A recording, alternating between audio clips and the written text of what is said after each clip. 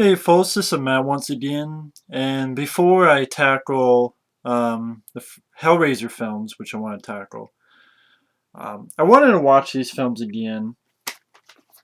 I reviewed them once on my page, but I wanted to review them again and check them out again.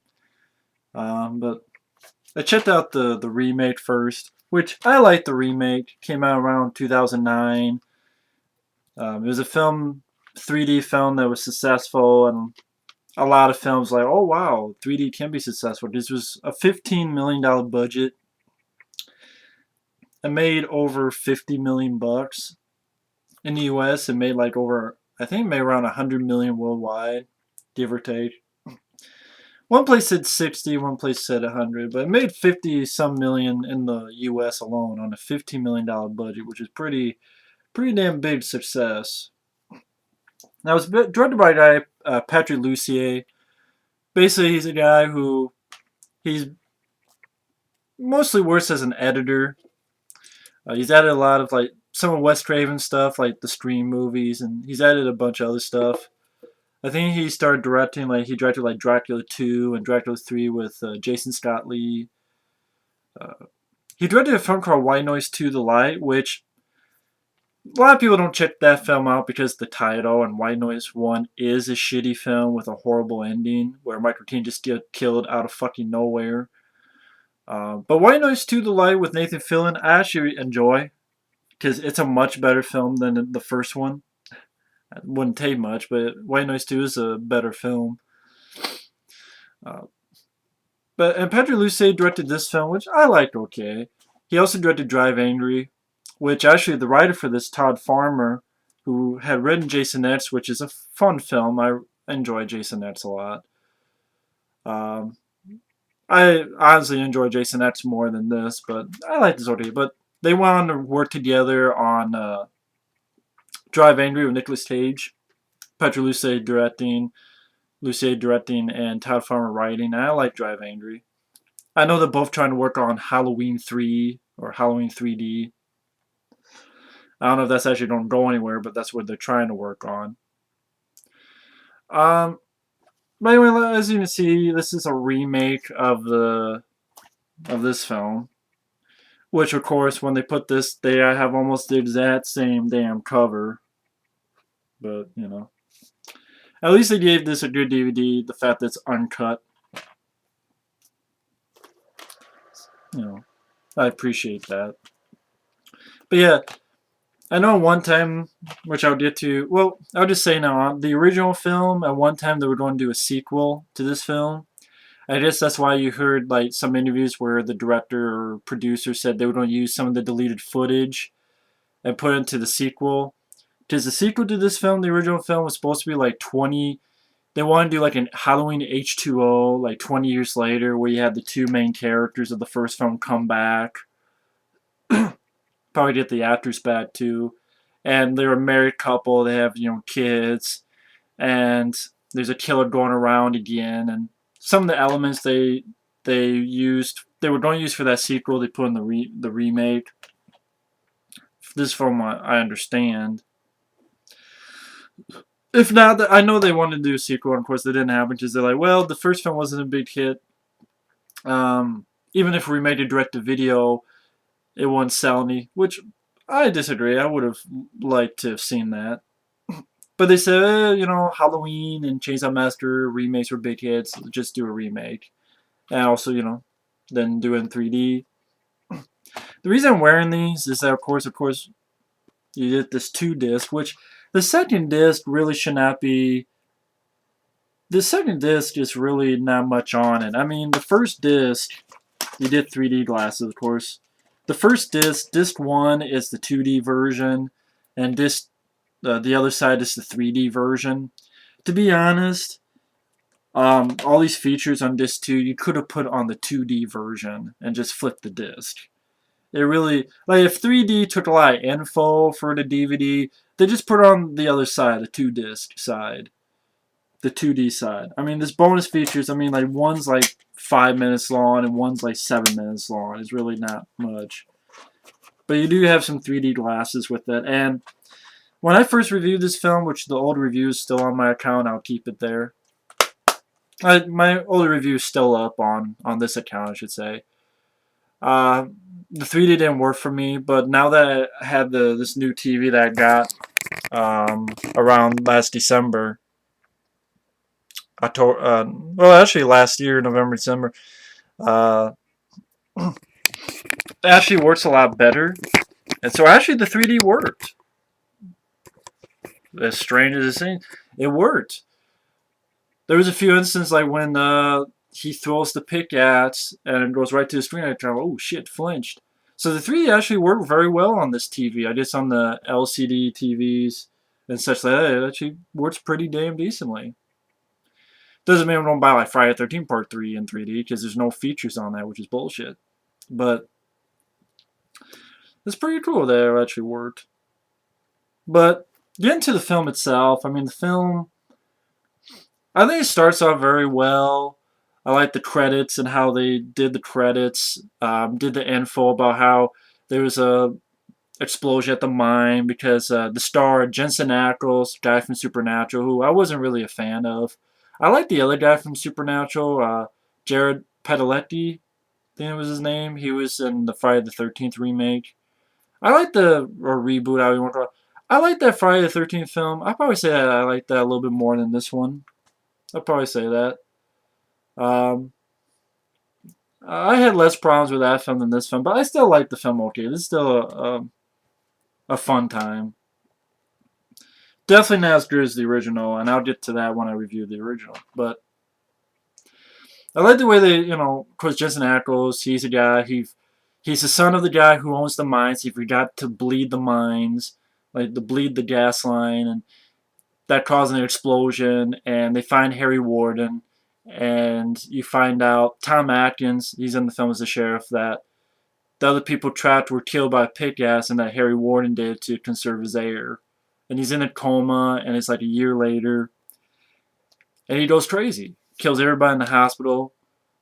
Um, and what's great about the opening, I thought it started off very well. The opening is pretty much like an '80s slasher film where he goes to town, like they find this grisly scene at the hospital, and he, like the first film, like this film, is a bunch of kids at the mine, and all of a sudden Harry Warren starts killing people, and I like that they kept the look of the miners too. I thought that was a very smart idea. And he's fucking people up. He puts a shovel right into someone's mouth, and um, when you don't see it in 3D, the CGI blood doesn't look that good. And I'll be honest, if I had to pick, I would rather have them just do practical effects 100% than go for the CGI blood. Whether that helps the 3D or not, I don't care. But seeing it in 3D, okay, it looked cool. I must admit. Like, the pickaxe through the guy's head and the eyeball pops out from the pickaxe. And of course, the two people that get killed are Michael and Jason. The ode to horror slashers of the past. Um, but I like the way it started. It was pretty fun. Um, they use actual mines, filming actual mines. And then some people escape, and you have Jensen Ackles, you have Keir Smith, the asshole from the first Final Destination film. You have Jaime King. She's in this. Jaime King is sort of in love with Jensen Ackles and vice versa. Keir Smith, you can kind of tell that he likes Jaime King as well, and you have this sort of love triangle, which, I'll be honest, I think it worked better than the original, in my opinion. But Jensen Ackles is being attacked by Harry Warden, and he is falling behind, and because of Keir Smith's ass, he gets left behind. And he's almost ready to get killed by Harry Warden, but then Tom Atkins shoots at Harry Warden. He runs off, and they run after him, and then Jensen Ackles just dazed because some blood flew onto his face. And you do get some fun 3D, like when Harry Warden throws the pickaxe and goes to the windshield. When it goes to the camera, that's when I flinch. I'm like, oh shit. But then, that was a fun part of the film. But then, 10 years later, after that, Harry Warden's believed dead. Keir Smith, the asshole, is now the sheriff. And what the big problem with this film is the characters. Now, I'll be honest, I think the characters in this film are fine. I think the actors did their jobs fine. I have no problems with them. Oscar caliber, no, but I like these people a hell of a lot more than the people in the original because they just seem like pretty face people who you don't care about them. I mean, Jensen Ackles' character, you don't care about him because he's the dumbass who forgot to bleed the lines and caused everything to fuck up. And then he's come back to town. He's been missing all these years to sell the mine. So you don't really like him. I'm not really a fan of him as an actor. I like the other guy from Supernatural more in the Friday 13th 2009 movie. Jaime Keane just didn't really care for one way or another. And Keira Smith, he's an asshole. I don't care if he's the sheriff. He left Jensen Ackles' ass like a chicken shit at the beginning of the film. And now he's an asshole sheriff who he's cheating on his wife. His wife is now Jaime Keane, and he's cheating on her with this girl who then tells him that she's pregnant. And then you get the whole murder mystery aspect, which they delve a lot more with the murder mystery aspect in the remake. And I didn't really care about the murder mystery because I didn't care about who the killer was. I really didn't. It's asshole number one or asshole number two. Take your pick. They try to have a little bit of other red herrings, but it's, if you've seen the original, it's going to be one or the other. It's going to be Jensen Ackles or it's going to be, you know, Axel or, Keira Smith's asshole. It's going to be one or the other. Plain and simple. Asshole A or asshole B. And I don't care about either one, so I didn't care about the murder mystery. That's the problem. And you get some good death scenes, like the best scene in the movie and the best kill in the movie for me is like you get this little person. It takes place first off, it takes place in a hotel room where you have actually the writer Todd Farmer. He's the bald guy who is messing out with this naked chick, but he videotaped her and she gets pissed and runs after him, full nude from top to bottom. So if you saw this in 3D, the 3D didn't really work, at home, but maybe the 3D nudity worked a lot better in the theater. But full naked, head to toe. They have an argument. He gets killed with a pickaxe to the head, and then she gets chased and hides under the bed. And then this little woman, she owns the hotel and she's looking for a dog. I think it's the same actress from Total Recall who took the knife and sort of stabbed it, and that one guy looked like his crotch, but I think it was actually the stomach. It's the stomach. Her death scene was like damn, like the damn scene because Harry Warren comes in, or the miner suit I should say comes in, takes the pickaxe right underneath her chin, lifts her whole body up to the fucking ceiling, and hangs her there, and she just hangs there. I'm like, damn, that's like holy shit, that's like the damn scene in the movie, like that's best kill in the movie. But then that girl gets killed, and you have the investigation, and trying to find out who the killer is, the murder mystery, and you have some nice death scenes and fun chase sequences, like Jaime Keane, this girl, get chased in the supermarket. That was nice. Some nice kills, like you have an actor, Kevin Teague. He's the guy from Patrick Swayze's Roadhouse who hires Dalton at the beginning to help run, not run, but sort of help out his bar. So he owns the bar, the club that Patrick Swayze sort of bounces for. His death scene was fine. Kind of out of the blue. I think the film is competently directed by Patrick Lussier. I think he tries to give you the you don't see it coming type of aspects. So I think Patrick Lussier is a competent director. I like Drive Angry. I like White Noise to the Light. White Noise to the Light. I like this film okay. And then the Kevin T's death scene where he puts the pickaxe and then pushes his head right through the pickaxe and goes right through the eye. So you get some fun death scenes. Tom Atkins, He gets killed with the pickaxe right underneath the chin and tears the bottom jaw off. Now the CGI that comes out, pretty bad CGI. But when they use practical effects, it looks really great. It's by this guy named Gary J. Tunnicliffe, which I keep seeing this guy's name because I've seen some of the Hellraiser films I don't review, and a lot of the, especially the later sequels, the makeup effects, which granted are good makeup effects, are done by the same guy, Gary J. Tunnicliffe. So I keep seeing this guy's name. But the CGI was bad.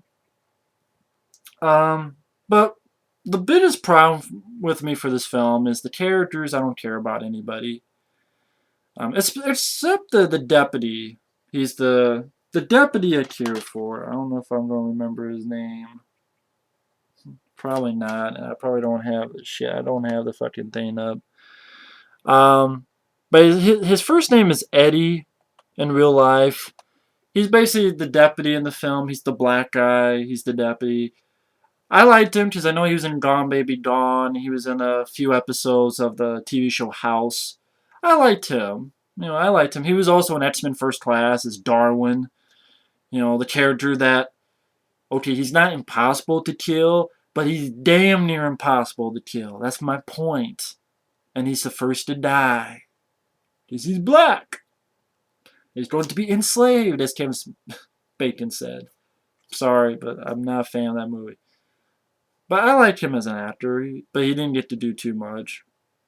Tom Atkins was nice to see him in this film as well. But then doesn't get to do a whole lot.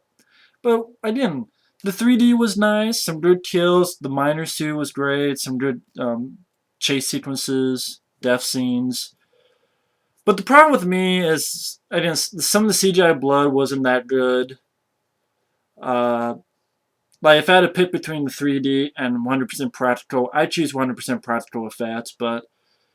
Well, I'm sure you could probably do 100% practical effects with 3D. I mean, they did with Friday the 13th Part 3s, but what do I know? But, I mean, the 3D was good, some of the kills were good, miner suit was good, the beginning was really good. But my problem is the murder mystery is really not that interesting or involving. You don't care. The acting, you don't really care about the main characters, especially the main three. You don't really care about their love triangle drama. You just don't give a shit. And it spends a lot on the murder mystery. Is he the killer? No, he's the killer. No, he's the killer. I don't give a fuck. Let me see him again, okay? And the ending sucked too, in my opinion, because Jaime Team runs. She thinks it's one guy, then she thinks it's another guy. She gets chased into the mine, and then you have a standoff, and you find out, spoiler false, that Jensen Ackles is actually the killer. He thinks he's seen Harry Warden, but he's went crazy since then. Which, that's another problem. The reasoning for people going crazy, like, in the original film, it made more sense. Like, in the original film, Harry Warden went crazy at the beginning. Yeah, he was trapped. But he didn't just kill them. He ate them. Like, he was eating some of them so he doesn't starve to death. That would make me believe he would go more crazy than, okay, he kills some people for air. I don't know why. That one didn't bother me as much as the other one, but it just was better in the original. That's all I'm saying. It was better in the original, in my opinion. And most of all, Jensen Ackles' reasoning to be a killer, I guess his character after the beginning was in institutions for years. But all he had was like a 30-40 second altercation with Harry Warden. He got blood spit in his face. Or blood splat on his face, I should say. That's what made him crazy? Like, in the original, when it was, spoiler faults of the original, Axel, it made more sense because he was a little boy and saw his dad get murdered and heart taken out by Harry Warden, and he had to hide under the bed with blood all over his face. And this is like a 10-year-old or so boy. And the way it was done is very quick, but you got it. And it sold me more than Jensen Ackles got beat up for 30 seconds and saved by Tom Atkins. Because it wasn't because he owed the guilt, because When it was a year later from the mines and Harry Warren was in a coma, Jensen Ackles was going to the party just fine and dandy. He was doing fine and dandy.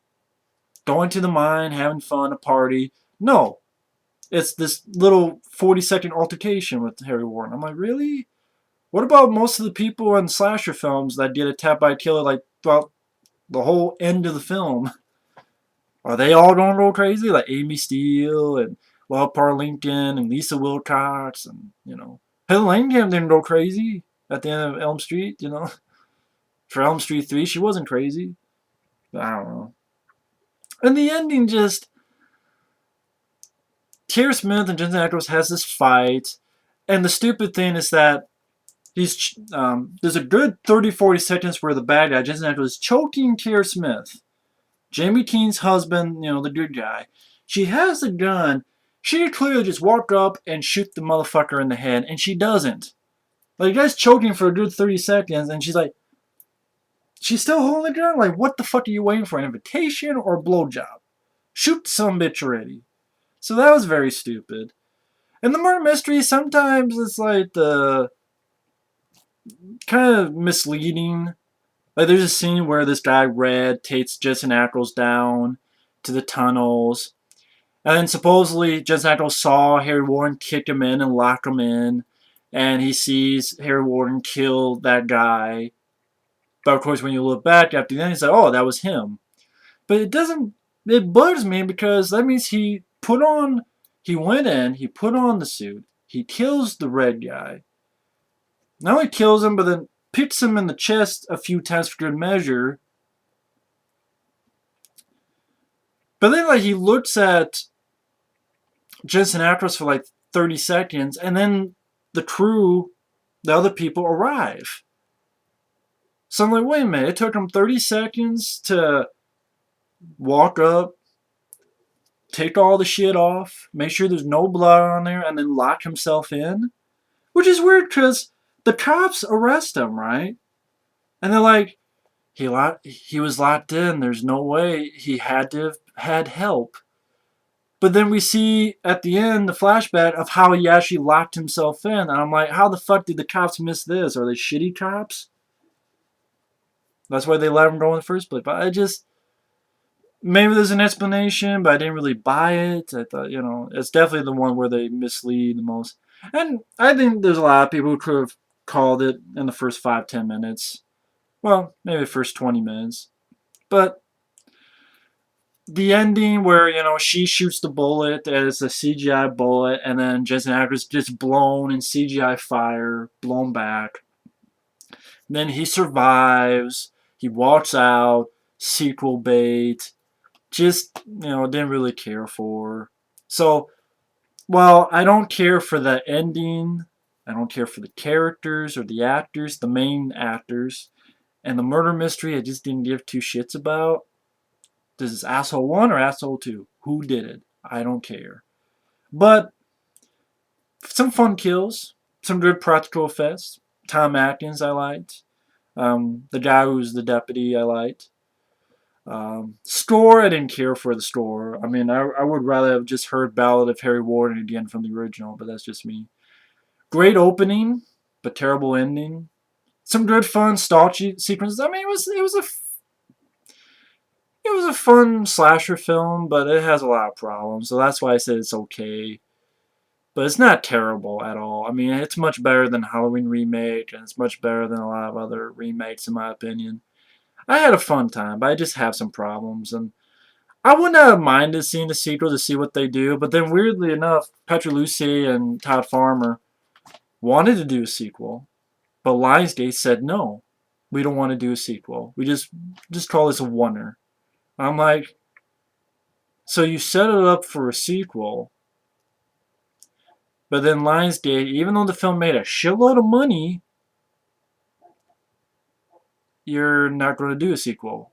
I mean, if it's a $15 million budget and made over $50 million, that's a big hit. That's 30, 45. That's like 3 times his budget at least. More than 3 times his budget. So I really don't understand why Lionsgate, I mean, Aren't you usually about franchise? Like, all the Saw fucking movies? Like, look at all the Saw movies you did. You did like 7 Saw films, but no My Bloody Valentine 2. I don't get it. I don't understand it. I mean, I'll be honest. I'd rather see sequels to this than Paranormal Activity, which I know they're coming out with part 3 that I don't care about. I mean, I would like to have seen what they do with the sequel. I mean, I had a fun time. I have problems with it, but I had a fun time.